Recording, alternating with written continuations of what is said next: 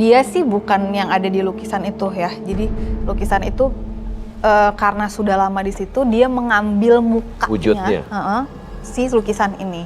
Dan dia kalau lagi ada orang yang datang, dia akan masuk ke situ supaya orang segan gitu, ada segannya. Tunggu ya. Tapi pertanyaan saya mengenai lukisannya, sambil mungkin Tasya mencoba berkomunikasi. Wujudnya full? Lukisannya? Enggak, setengah badan aja. Ya, tapi mukanya full? Mukanya atau full. menatap samping begini? Mukanya full, natap ke depan. Natap ke depan? Terus dia pakai kayak apa sih namanya, kok ini ya digelung itu ya rambutnya ya, kayak orang zaman dulu lah. Digelung pakai bunga kayak itu. Oke. Tapi Mas David kenapa masih di sana? Dengan segala kondisi yang terjadi? Alasan saya yang pertama, saya bekerja nggak jauh dari situ. Jadi saya nggak perlu kayak ngeluarin ongkos lagi ya, karena saya bisa jalan kaki ke tempat kerja saya. Yang kedua ya karena murah, karena saya udah berusaha untuk nyari-nyari tempat lain juga, harganya mahal karena yang masuk di budgetnya saya segitu gitu. Oke, jadi memang karena faktor ekonomi dan juga faktor kedekatan terhadap lokasi pekerjaan. Betul. Mas David Iya. di sana ya. Iya. Oke. Kasih, kenapa? Berat Kak. Mencoba untuk menahan menahan diri ya. Oke, Sesi juga harap tetap fokus juga. Ervan, gambar apa? Ya, dari yang saya tangkap tadi, ada sosok yang diceritakan Tasya, sosok besar, dan dia auranya tuh berasa banget. Cukup meneror kita sih pada hari ini. Oke, Mas David, tapi bagaimanapun juga terima kasih atas kesediaannya untuk berbagi cerita dengan kami di malam hari ini. Ya, sama-sama Kak. Saya akan persilakan Mas David untuk kembali ke belakang. Terima kasih banyak. Iya, terima kasih ya Kak. Terima kasih semuanya.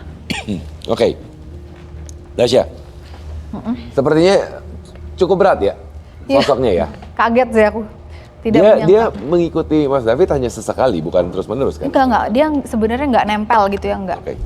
Oke, jadi memang kebetulan dari sini dan kita omong mungkin ada energi yang tersampaikan, entah kenapa terkoneksi langsung datang dan akhirnya memberikan gangguan juga untuk Sesi, Tasya dan juga saya merasakan Ervan juga pastinya.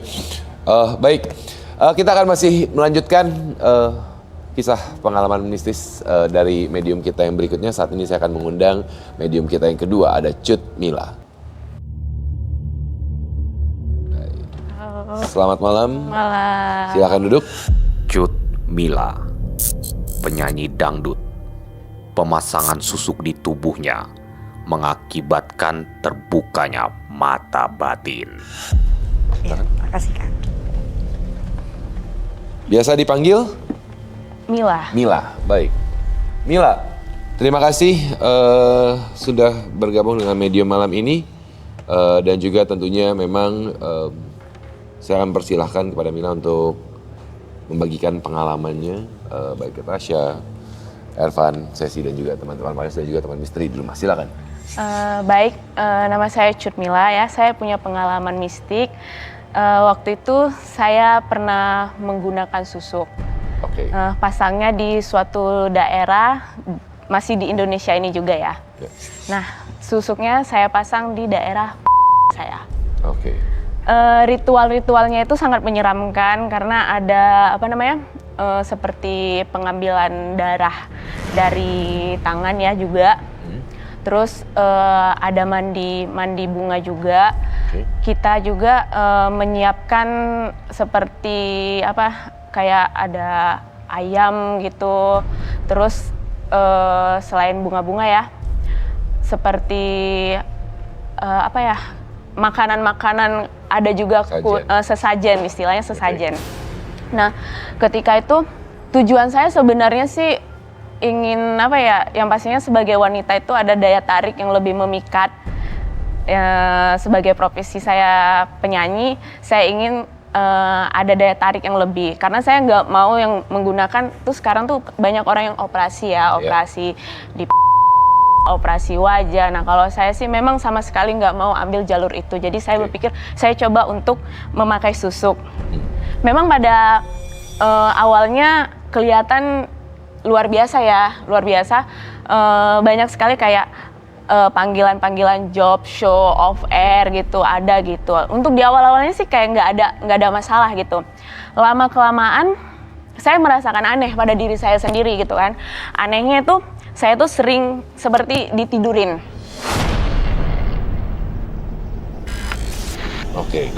rap-rap ya istilahnya. Ditidurin, terus berasa kayak, maaf kalau saya lagi capek gitu ya, kadang kita tuh capek pasti buka baju, tidur, pakai selimut, nggak pakai baju nih. Nah, kayak berasa tuh kayak maaf kayak ada yang nyetubui gitu. Berasa gitu, berasa gitu. Nah, ini adalah area kamar ya? Iya. Oke, baik. Nah, awalnya saya merasa mungkin saya itu capek, efek capek, mungkin karena efek capek atau halusinasi atau segalanya gitu. Iya. Tapi kok sering sekali terjadi gitu, sehingga saya tuh nggak tenang, dibawa nggak tenang gitu. Dan akhirnya waktu puncaknya saya pernah tidur. Waktu tidur itu saya merasakan sesuatu yang ada yang bisikin di telinga saya, kayak seperti suara laki-laki gitu, kayak menggaung gitu ya, sebelah kiri saya, ingat banget. Nah, waktu itu juga teman saya lagi sholat, posisinya tempat tidur saya tadi ya ada di sini. Nah, posisi depan itu ada space buat untuk sholat, teman saya sholat di situ. Nah, saya merasa antara sadar tidak sadar di situ. Waktu itu seperti rambut saya tuh kayak ditarik gitu, lagi tidur kayak ditarik. Nah, saya kayaknya di dimensi lain, di dunia lain gitu, merasa di dunia lain, kayak melihat kayak bukan di kamar lagi gitu, kayak lihat dunia lain, kayak yang orang jatuh ke jurang sih ya, gimana ya, gelap gulita gitu. Perasaan kayak nyawa ini kayak dicabut gitu, apa yang tadi malaikat atau apa gimana gitu ya, pengen bangun, pengen berontak gitu, bangun berontak, tapi nggak bisa gitu. Disuruh kayak mata ini kayak terpejam. Akhirnya saya kebangun, saya diam aja, teman saya ada di situ. Nah, saya diam, saya nggak mau ngomong sama teman saya karena saya kira mungkin saya tuh mimpi. Tapi teman saya nanya gitu, kamu kenapa gitu? Kok kayak orang keserupan gitu, posisinya di atas tempat tidur, keserupan. Pokoknya kayak bergerak keserupan. Aku nggak apa-apa, aku bilang gitu. Nah, aku ke toilet, terus aku berpikir, apa itu benar atau gimana, kayak apa itu halusinasi gitu, pokoknya bertanya-tanya gitu. Nah, kamu ada pakai sesuatu nggak? Iya, saya jawab ada, saya pakai susuk di daerah bagian ya.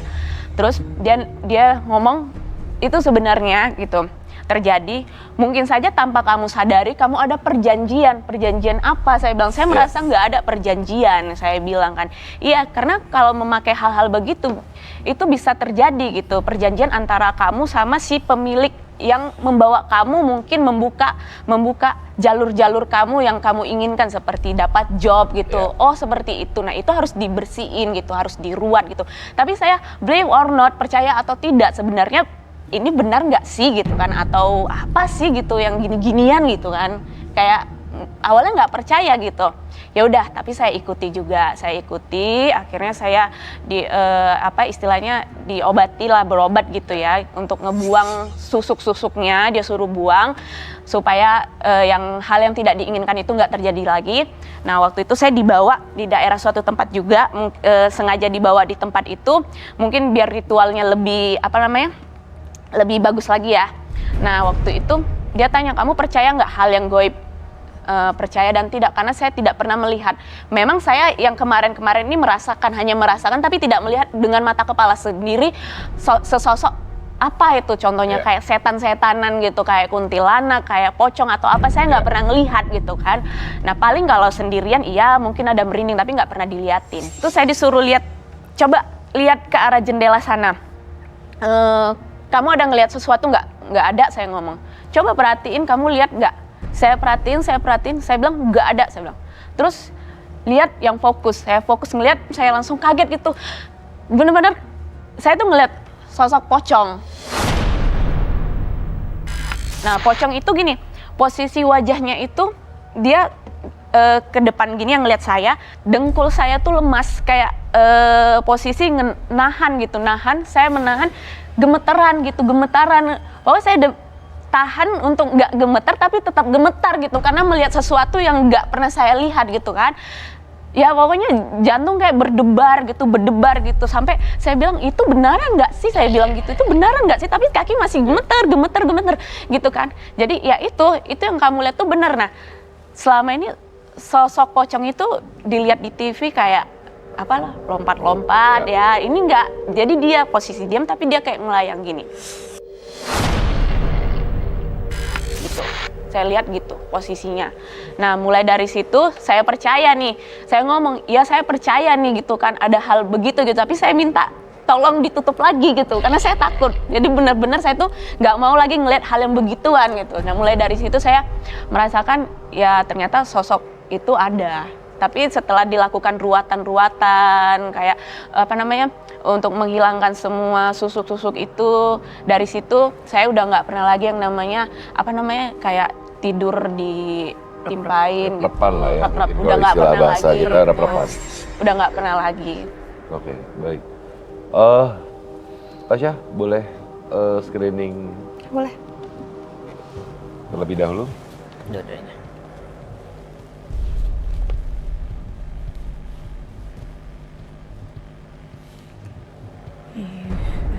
Mbak siapa tadi namanya? Cut Mila. Mbak Cut Mila ini sering suka bingung gitu. Kayak nggak fokus. Iya. Apa-apa nggak fokus jadinya. Terus mungkin ada jadi agak trauma ya karena pertama kali ngelihat itu. Iya bener banget. Terus dan sebenarnya kamu nggak ketutup sepenuhnya gitu. Tapi apa mungkin nanti berikutnya bisa aja ngelihat gitu? Bisa. Kalau untuk pengen kita untuk nutup gitu gimana gitu? Biar jangan ngelihat lagi. Nggak bisa. Kalau kamu udah sekali kebuka ya segitu. Akan terbuka. Ya. Ya tapi saya nggak kuat gitu ngelihat yang kemarin aja kaki mendotar Nah, gitu. itu dia. Untung nggak kencing celana. Nah itu dia makanya. Iya. Makanya itu jadi agak menyerang ke psikologisnya. Makanya dia kadang-kadang suka nggak fokus. Iya nggak fokus. Istilahnya gitu. mungkin ya. Oke, baik. Untungnya bukan jadi dia ngelihat kemana-mana gitu, enggak sih, enggak. Tapi pikirannya menjadi bercabang sebenarnya. Iya. Dan itu misalnya kamu lagi sakit, lagi lemah lah, itu bisa lihat. Oke. Saya sih ada yang mau ditanya nggak? Ada yang mau ditanya nggak? Apa ketika kamu mendengar cerita dari Mila ini ada yang terbersit nggak dalam pikiran kamu? Ada yang mau ditanyakan? Sebenarnya Mbak Mil tuh udah tahu belum sih resiko pasang susuk itu sebelumnya gitu, dikasih tahu nggak nanti Ada ini gitu. Harus ada ritual ya itu tukeran darah atau apa, kok berani gitu pasang susuk. Biasanya aku tahu itu adalah kalau pasang susuk itu ya udah hanya pasang terus selesai. Tapi kalau udah sama ritual kan berarti memang ada pertukaran jiwa, pertukaran apa yang akhirnya kalau nggak makan ke tubuh kita, ke makan keluarga ke kita, samping kita dan segala apa gitu. Ya awalnya sih saya nggak tahu sampai dampaknya sejauh itu gitu kan. Nggak cari tahu dulu gitu. Saya nggak cari tahu, taunya pengennya sih aku job banyak. Job banyak gitu, kerjaan banyak gitu, daya tarik inilah gitu ya, lebih membuat orang terpikat gitu. Oke.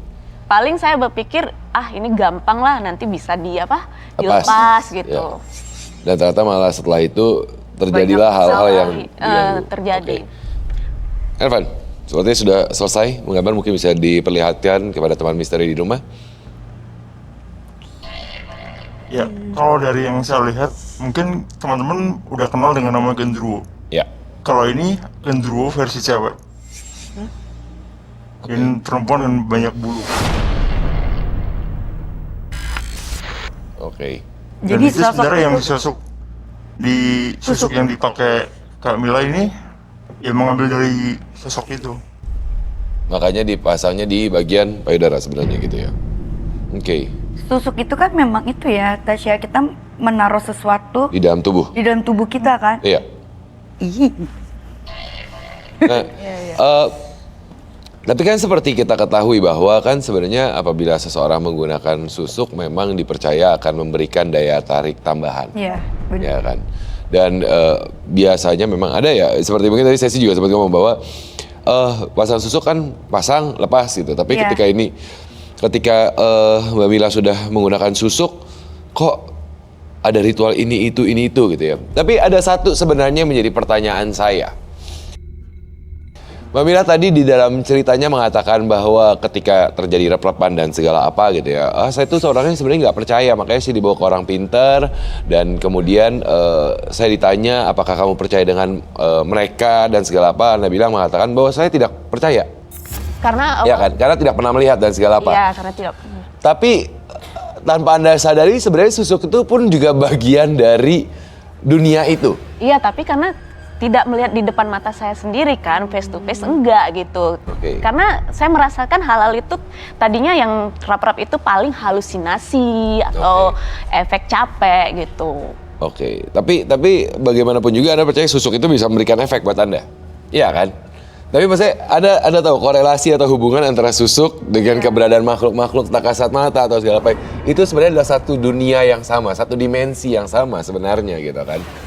Tapi Anda mengatakan saya tidak percaya dengan keberadaan sosok-sosok itu, tapi di satu sisi saya percaya dengan menggunakan susuk ini bisa menambah pekerjaan saya. Ya karena saya berpikir itu sih nggak ada resikonya, hanya paling pasang ritual begitu-begitu dan itu mungkin ya, karena mungkin tanpa disadari ada satu buah ritual yang dijalankan dan kemudian ternyata akhirnya memang berdampak buruk ya. Berdampak buruk. Baik. Karena saya lihat kayak orang-orang lain, teman-teman lain yang pasang nggak ada efek atau gimana gitu. Dengan orang yang sama kah? Untuk pemasangan yang enggak, mereka berbeda-beda gitu. Mungkin kebetulan dengan orang yang Anda pasang yang ternyata malah membuat perjanjian tertentu, melakukan ritual tertentu dan akhirnya malah berdampak pada diri Anda. Tasya. Aku lagi ngerasain ada yang aneh, jadi aku mau coba cek dulu. Kalian lanjutin aja dulu. Baik. Tasya ini ngeri ya. Dia memilih untuk ini ya. Baik, tapi satu hal juga ya, Mila, maksudnya sosok itu, Erwan, sosok perempuan artinya sebenarnya. Genderuwo tapi versi perempuan lah istilahnya gitu. Bisa dibilang kayak mirip Wewe Gombel gitu. Tadi ketika Anda menceritakan pemasangan busuknya, ya habis pasang tapi saya ada darah, kemudian ada ritual mandi dan segala apa ya. Ada ucapan tertentu kah atau sang pemasang ini mengatakan bahwa ini akan begini? Kalau untuk begini sih nggak ada gitu. Makanya saya heran gitu, kenapa itu terjadi pada diri saya gitu. Saya merasa nggak ada ibaratnya perjanjian yang harus Anda buat. Gitu. Ya. Mas, kamu nomor 3, kamu bawa apa? Yakin? Apa ya? Bawa sesuatu? Enggak. Yakin? Atau harus digeledah? Berdiri aja, Mas. Bawa apa? Ada bawa apa? Nggak bawa, kan udah bilang nggak bawa apa-apa. Coba cek kantongnya, Tasya. Bawa apa? Kantong keluarin aja, Bang. Barang-barang di kantong keluarin. Ada handphone doang nih. Apa lagi? Ada. Tombak, ini apa? Nih? Coba kancingnya buka, Karniko. Nih? Apa sih? Enggak, saya tahu kamu bawa sesuatu. Ini apa? Enggak dibilang bawa apa-apa. So tau banget sih. Ini apa? Maksudnya gini. Tapi Anda tahu nggak ketika Anda ditanya sesuatu, ya? Berarti reaksi kamu ada pertama sesuatu. Anda menggambarkan apa yang Anda umpat. Oke? Anda sadar nggak? Sekarang saya minta tuh ya. Pada saat Anda ditanya sama Tasya, bawa apa? Anda sadar nggak reaksi tangan Anda kemana? Anda menuju ke arah sini. Apa yang Anda umpetin di situ?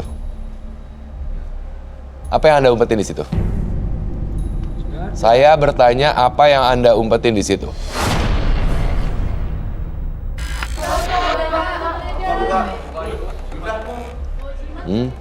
Nah, ngapain bawa-bawa kayak gitu? Buat apa? Dikasih aja. Dikasih apa? Dulu nih dikasih sama nenek saya. Yakin nenek? Iya, nenek saya dulu ngasih. Nenek yakin? Iya. Yakin? Kalau saya dikasih sama nenek saya nyimpannya di rumah. Bukan Iya, saya bawa ngapain kemana-mana. lagian itu apa? Gambar-gambar kayak gitu. Boneka-boneka apa itu, buat apa? Kamu mau ngetes-ngetes saya? Udah keluar aja, Mas, keluar. Udah. Keluar. Udah. Yuk. Yuk. Jangan masuk ya. Nggak usah. Oke. Kita ya kadang-kadang memang ada seperti itu, orang seperti pengen ngetes gitu kan ya, dan itu mungkin juga Mila, pertanyaan saya udah, susuknya dicabut? Udah dicabut. Oke, baik. Tapi sama Tasya? Udah dicabut. Aku malah mau kasih tahu Mbak, sebenarnya kamu tanpa susuk kamu udah bagus loh. Oke. Dan kalau nanti tiba-tiba merasa kayaknya mau lagi deh gitu, karena mungkin kamu nanti akan ada yang merasa ya udahlah udah terlanjur dibuka juga gitu. Yeah. Ingat-ingat sesuatu yang bukan dari badan kita, kalau kita masukin ke badan kita, itu nggak akan pernah bagus hasilnya. Ya intinya sih saya kapok gitu. Semenjak kejadian itu memang bener-bener apa ya, kayak kok carut-marut banget gitu. Hal-hal yang memang bukan dari diri kita bisa berdampak buruk juga buat kita sendiri, gitu kan ya. Mila, terima kasih banyak sudah berbagi cerita di malam hari ini di Medium. Semoga juga kisah dari Mila ini bisa menjadi pembelajaran buat teman misteri di rumah.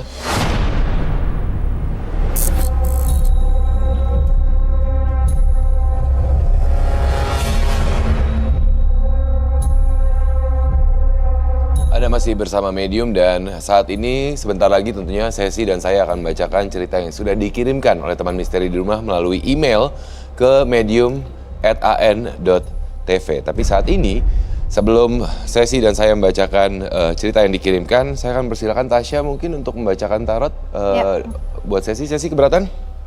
Nggak apa-apa. Oke baik, Sesi mungkin bisa di sebelah sini silakan. Pindah ya. Ya. Dah Mas Irfan. Oke. Ini Kak Sesi bisa shuffle? Ya aku ini aja ya, semampunya. Kita akan melihat ini secara garis besar mungkin ya? Iya. Dari Sesi sendiri.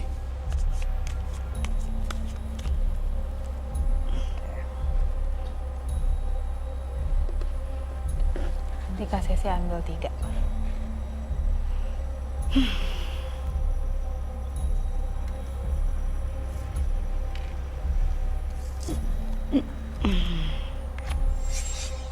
Ini berhubungan sama yang kita omongin dari tadi.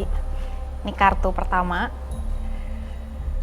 Ya, ini ada strength. Ini sebenarnya ngasih tahu Kak Sesi kalau singa yang ada di diri kita itu yang bisa nenangin kita sendiri. Jadi gimana caranya Kak Sesi berdamai tuh sama singanya sendiri. Terus yang kedua, ini artinya sebenarnya banyak banget yang terjadi di hidupnya Kak Sesi. Sekarang atau sebelumnya atau nantinya, banyak yang terjadi. Tapi di sini Kak Sesi sendiri udah bisa menghadapi itu, udah siap juga sama yang dihadapin. Jadi nggak ada yang perlu ditakutin gitu, karena apapun yang lagi mau datang nih, kejadian-kejadian yang akan datang atau permasalahan yang akan datang, kakak tuh udah pegang intinya. Gitu. Jadi tinggal dijalanin aja. Oke, Seperti baik. itu. Jadi ada 3 kartu Ada 3 kartu. yang keluar ya. Baik. Sesi ada yang mau ditanyakan mungkin ke Tasya? Dari hasil kartu yang dibacakan? Jadi intinya adalah berdamai dengan diri sendiri. Iya. Dari semua kejadian, masalah. Harus ditenangin sendiri karena yang bisa cuma Kak Sesi doang. Oh iya. Karena orang nggak ada yang bisa bantu di saat itu. Iya. Semua kembali ke diri kita sendiri, Sesi ya. Menguasai diri sendiri aja. Baik, panelis terima kasih banyak atas waktunya malam ini. Sesi terima kasih banyak atas waktunya malam ini. Teman-teman Medium yang sudah bergabung juga dengan kita di malam hari ini. Tadi ada David dan juga Lina. Ya. Ada Cut ya. Oke, baik. Ervan, terima kasih banyak. Tasya, terima kasih banyak. Dan tentunya sekaligus juga mengingatkan kepada teman misteri di rumah bahwa tidak semua orang bisa menjadi saksi keberadaan mereka. Hanya yang lemah tentunya yang akan mudah menemuinya. Tentunya juga sekaligus mengingatkan bahwa rasa penasaran dan kesombongan lah yang akan menjadi pemantik dan membuat mereka terusik, bahkan berbalik mengusik. Saksikan terus Medium, Senin hingga Jumat, hanya di Antv. Selamat malam.